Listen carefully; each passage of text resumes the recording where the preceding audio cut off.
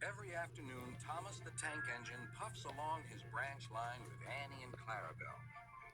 First, they pass the water mill. Next, they come to a big farm. Then, they can see a bridge with a village nestled either side of it. This is a special place. Whenever children hear Thomas coming along, they stand on the bridge waving until he is out of sight.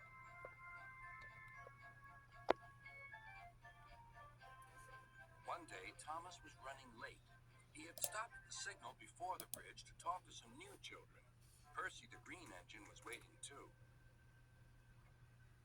"Hurry up, Thomas," called Percy when the signal dropped. "If you're late, Sir Topham Hatt may get a new engine to replace you." He would never do that, thought Thomas, but he was worried. Next day, Thomas hurried along the line. Just ahead was the goods yard. There, on the platform, was an inspector waving a red flag. Next, Thomas saw some children. They were waving too. Something must be wrong, thought Thomas. This station is for goods, not passengers. "Help, Thomas, help! We're glad to see you," called the children. "Please, will you take us home?" The station master explained to Thomas's driver that the school bus had broken down, and all the parents would be worried if the children were late. Thomas waited as the children walked down from the bridge.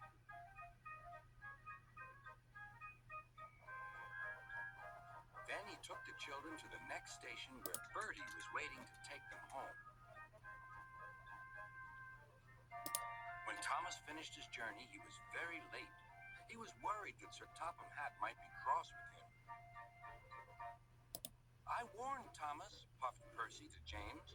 "He's been late one time too many. He'll be in trouble now." But next morning, when Thomas picked up his passengers, Sir Topham Hatt was nowhere to be seen.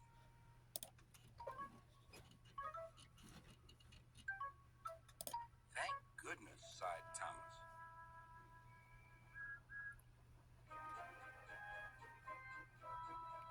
Thomas knows every part of his branch line. Just ahead was a stretch where the hot sun had bent the rails on the track.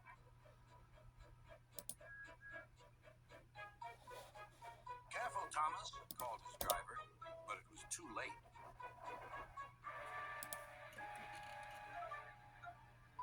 "That's done it," said his driver. "We shan't get any further today." "But what about my passengers?" asked Thomas. "Don't worry, they'll be looked after," replied his driver. While workmen repaired the line, Thomas had to shunt freight cars in the yard.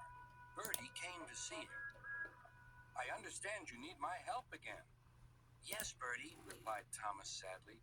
"I can't run without my rails." Bertie set off to collect Thomas's passengers.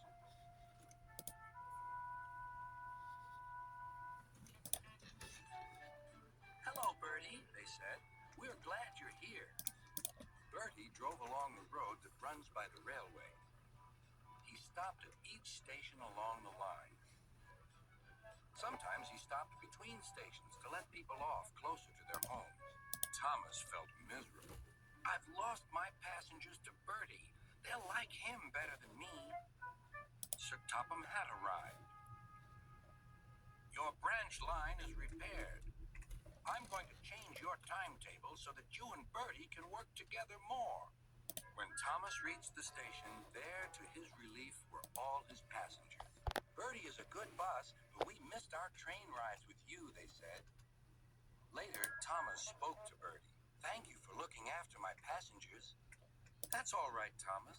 I like to make new friends.